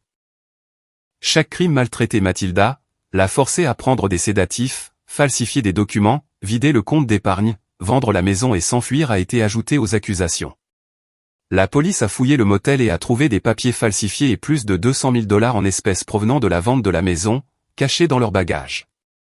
Les interrogatoires, combinés aux anciennes preuves images de sécurité de maman enfermée dehors, la conversation enregistrée sur le vol de la maison, les relevés bancaires, les témoignages des voisins, les dossiers de médicaments de la clinique louche n'ont laissé aucune place au déni. Daniel a aidé. Ta mère a donné une déclaration détaillée, Paul. Ils ne peuvent pas s'en sortir. L'enquête a duré 2 mois. Le dossier était énorme. L'acte d'accusation était clair, fraude organisée, maltraitance de personnes âgées, administration illégale de médicaments, fuite d'actifs. J'ai suivi chaque étape, les nerfs à vif, attendant le procès, le moment où la vérité serait enfin dévoilée. Le procès a eu lieu quelques mois plus tard. Maman et moi y avons assisté en tant que victimes, faisant face à Colin et Carla pour la première fois depuis leur arrestation. La salle d'audience était bondée, reporters, spectateurs, l'air épais de l'odeur de vieux bois et de papier. J'ai aidé maman à s'asseoir sur le banc des victimes. Elle était assise, tremblante, les yeux fixés sur le sol. Colin et Carla ont été amenés, portant des uniformes de prison et des menottes. Colin, la tête baissée, décharné, mal rasé. Carla, les cheveux en une queue de cheval en désordre, le visage creusé, sans maquillage. Je les ai regardés droit dans les yeux. Mon cœur me faisait mal. Mon frère ressemblait maintenant à un étranger, un ennemi. Le procès a commencé. Le procureur a lu les chefs d'accusation. Les accusés Colin Rowe et Carla Rowe sont accusés de fraude organisée, vol de biens, falsification de documents, maltraitance de personnes âgées, administration illégale de sédatifs et fuite avec des actifs volés suite à la vente illégale de la maison de la victime. Colin a gardé la tête baissée tout le temps, à peine capable de parler, murmurant seulement « j'ai eu tort » lorsqu'on l'interrogeait. Carla a essayé de rejeter la faute. Je n'étais pas le cerveau. J'ai juste suivi mon mari. Ces pilules étaient des compléments. Mais chaque pièce à conviction a écrasé ses mensonges. Les relevés bancaires montrant 60 000 $ vidés. La conversation enregistrée sur le transfert de la maison. Les témoignages des voisins sur la maltraitance. La vidéo de maman enfermée dehors sous la pluie. Les ordonnances de médicaments falsifiés. Leur avocat a plaidé, mes clients sont pleins de remords et demandent la clémence. Le procureur a répliqué, plein de remords? Après avoir vendu la maison et fui l'État? Des témoins ont pris la parole. Madame Smith a raconté les cris. Monsieur Ramirez a montré la vidéo. Maman a pleuré en décrivant comment on l'avait forcée à prendre les médicaments. Les preuves se sont accumulées comme une montagne. Le juge a prononcé la sentence. Colin Rowe, 18 ans d'emprisonnement pour fraude organisée, falsification, maltraitance de personnes âgées et fuite d'actifs. Carla Rowe, 22 ans d'emprisonnement pour avoir orchestré la maltraitance, l'administration forcée illégale de sédatifs, la falsification de documents notariés et la complicité de vol. Le marteau est tombé. La voix du juge a résonné. Les accusés ont exploité la confiance familiale et ont systématiquement tourmenté la victime à des fins financières. Peine telle que prononcée. Le tribunal a annulé la vente de la maison en raison de la falsification, a ordonné la restitution intégrale de l'épargne volée et le produit de la vente illégale à restituer à Mathilda, et a saisi tous les actifs connexes, l'argent du motel, les comptes bancaires, même leur voiture pour faire appliquer le remboursement. À la fin du procès, j'ai aidé tranquillement maman à sortir de la salle d'audience. Pour la première fois depuis des années, elle marchait lentement mais avec une légèreté, comme si un énorme fardeau avait enfin été enlevé de sa vie. Elle s'est appuyée sur moi et a chuchoté, « C'est fini, fils. Je suis si fatigué. » Je l'ai tenue près de moi, les larmes coulant. « Oui, maman. Rentrons à la maison nous reposer. » Quelques mois après le procès, j'ai visité la prison à la demande de Colin. Une lettre était arrivée, d'une écriture tremblante. « Paul, je veux te voir une dernière fois. » J'ai hésité, mais maman a dit, « Vas-y, fils. Écoute ce qu'il a à dire. » La prison était loin, de hauts murs, du fil barbelé, un air froid. Je me suis assis dans la salle des visites, le cœur en émoi. Pourquoi se rencontrer? Que restait-il à dire? Derrière la vitre se trouvait l'homme qui était autrefois mon petit frère. Maigre, usé, dans un uniforme gris, les cheveux coupés courts, les yeux cernés de fatigue. Il a pris le téléphone, la tête baissée, et a admis chaque erreur. Il m'a supplié de prendre soin de maman pour le reste de sa vie. Paul, j'ai eu tort. La cupidité et les dettes m'ont englouti. Carla m'a poussé, mais c'était de ma faute. S'il te plaît, pardonne-moi même si je ne le mérite pas, prends soin de maman pour moi. Je regrette tout. Il a pleuré, essuyant ses larmes sur la vitre qui nous séparait. Je l'ai regardé longtemps. La haine avait disparu. La haine ne fait qu'épuiser, mais le pardon était impossible. Les blessures étaient trop profondes. J'ai parlé lentement, chaque mot lourd. Colin, as-tu la moindre idée de combien maman a souffert à cause de toi? Je serai là pour elle jusqu'à son dernier jour. Mais pas pour toi. Tu as perdu ce droit au moment où tu l'as trahi. Je me suis levé, je me suis retourné et je suis sorti de la prison. En moi, il n'y avait ni rage, ni chagrin bruyant, seulement une douleur profonde et silencieuse. J'ai compris une chose clairement. Certaines fissures dans une famille, peu importe comment la loi clôt l'affaire, ne peuvent jamais être réparées. Elles restent brisées pour toujours. 2 semaines après le procès, j'ai emmené maman loin de la vieille ville, un endroit désormais rempli de trop de souvenirs douloureux. Pour commencer une vie complètement nouvelle. Cette ville avec ses rues familières et l'ancienne maison, maintenant saisie et en attente de l'exécution du jugement, ressemblait à un fantôme qui ne cessait de nous hanter. Chaque coin était un rappel, le portail en fer avec ses caméras de surveillance, la cuisine où maman avait été frappée, le salon où ils avaient contrôlé chacun de ses regards. « Maman, il est temps de partir », ai-je dit fermement, en l'aidant à emballer les quelques affaires personnelles que nous avions encore de l'hôtel temporaire. Elle a hoché la tête, les yeux rouges. « Je ne veux plus rester ici. Il y a eu trop de souffrance. » Nous sommes montés dans la voiture et avons roulé vers le sud, loin de la ville industrielle bruyante, vers une ville côtière tranquille. J'avais vendu quelques affaires que je possédais encore au Japon et j'ai combiné cela avec l'argent récupéré grâce au jugement du tribunal, plus de 60 000 $ du compte d'épargne, plus la valeur totale de la maison vendue illégalement pour assurer notre avenir. Maman était assise à côté de moi, regardant par la fenêtre, tenant fermement ma main. « Paul, j'ai peur de recommencer à zéro. » J'ai caressé sa main. « C'est bon, maman. Je suis là maintenant. Nous aurons une nouvelle maison, une nouvelle vie. » À l'intérieur, j'étais nerveux aussi. Oublierait-elle un jour? L'oublierais-je? J'ai acheté une petite maison paisible près de l'océan. Rien de luxueux, mais rempli de la lumière du soleil et du calme dont maman avait été privée pendant tant d'années. Je l'ai trouvé en ligne. Un bungalow en bois blanc avec une large cour avant de sable blanc doux à quelques centaines de mètres de la plage. Seulement 2 chambres, une petite cuisine, mais de grandes fenêtres qui accueillaient la lumière du matin et le son apaisant constant des vagues, jour et nuit. Au début, Mathilda sursautait encore la nuit, tressaillait encore au son d'inconnus. Mais chaque jour qui passait, la panique dans ses yeux s'estompait lentement. La nuit, elle se réveillait parfois et appelait, « Paul, où es-tu » Je me précipitais et la prenais dans mes bras. « Je suis juste là, maman. Rendors-toi. » Elle pleurait. J'ai rêvé que Colin me frappait. Je lui frottais le dos, le cœur serré. « C'est fini, maman. Maintenant, il n'y a que toi et moi. Progressivement, le son de l'océan est devenu le propre sédatif de la nature. Elle dormait plus profondément, se réveillait moins souvent. Je l'ai emmenée à des séances de thérapie régulières et à de la rééducation physique. Petit à petit, l'aidant à retrouver un rythme de vie normal. La psychologue de la ville voisine, une gentille femme d'âge moyen, a écouté maman déverser les années de contrôle, de médication forcée et de trahison. « Vous êtes très forte, Madame Mathilda », a dit le médecin après la première séance. Maman a pleuré, mais s'est lentement ouverte. J'ai peur de mon propre fils, pourtant je l'aime encore. J'attendais dehors, anxieux. Guérirait-elle un jour? En même temps, je l'ai remise en mouvement.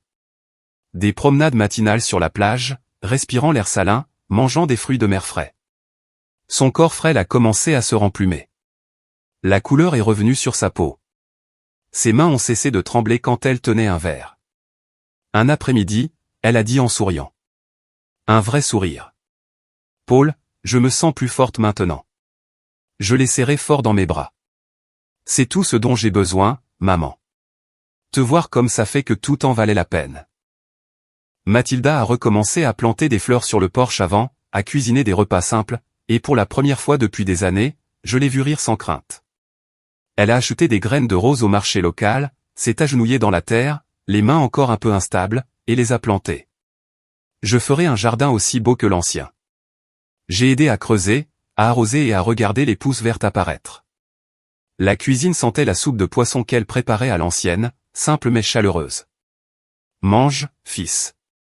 Maman l'a cuisinée comme avant.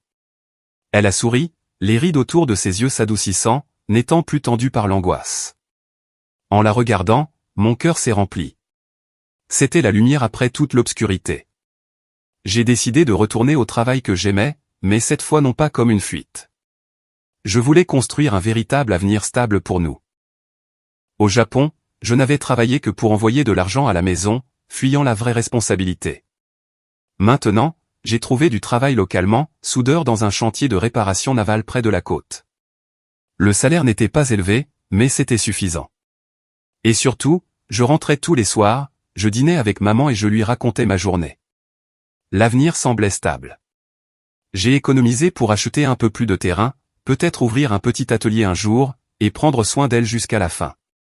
Mon cœur était plus calme, bien que les souvenirs soient restés, servant maintenant de carburant pour me garder fort. Certains soirs, nous nous asseyions ensemble sur le porche, regardant le coucher de soleil peindre la mer en rouge, les vagues chuchotant sans fin. J'ai repensé à tout le voyage, du moment où je me suis tenu devant l'ancien portail jusqu'au jour où je les ai affrontés au tribunal. Mon âme s'est apaisée. J'ai réalisé que la douleur la plus profonde n'était pas la perte d'argent ou de la maison, mais la trahison de la confiance par mon propre sang. L'argent peut être récupéré. Une maison peut être reprise, mais la confiance en Colin, mon petit frère, était brisée pour toujours. J'ai cru un jour que la famille était incassable.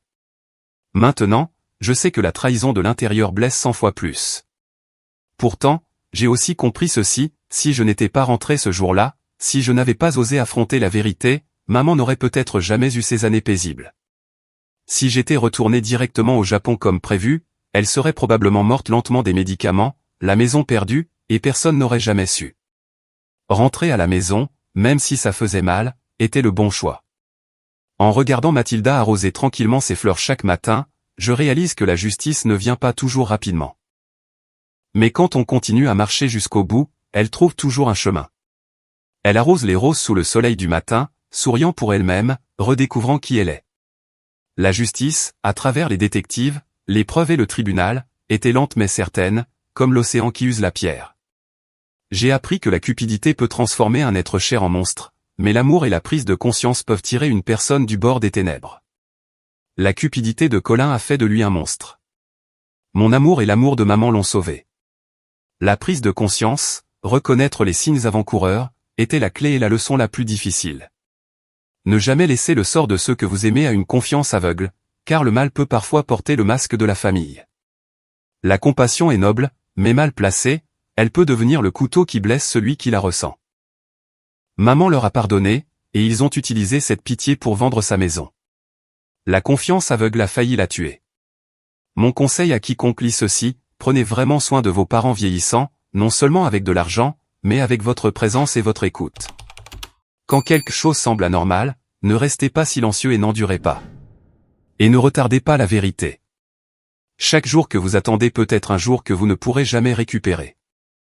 J'ai envoyé de l'argent, mais je ne suis pas rentré. Je n'ai pas vraiment écouté. Et j'ai failli la perdre. Prendre soin signifie être là, appeler souvent, rendre visite. C'est la leçon que j'ai payée par la douleur. Je ferme ce chapitre non pas avec de la haine, mais avec une promesse silencieuse à moi-même. À partir de ce jour, je ne laisserai plus jamais personne faire de mal à ma mère. Je la regarde arroser les fleurs et je murmure le vœu, « Maman, je serai toujours là. » Je n'ai plus de haine pour Colin. Il paie déjà le prix. Il n'y a que la paix et la joie tranquille d'être à ses côtés. Le voyage se termine, mais la leçon dure pour toujours.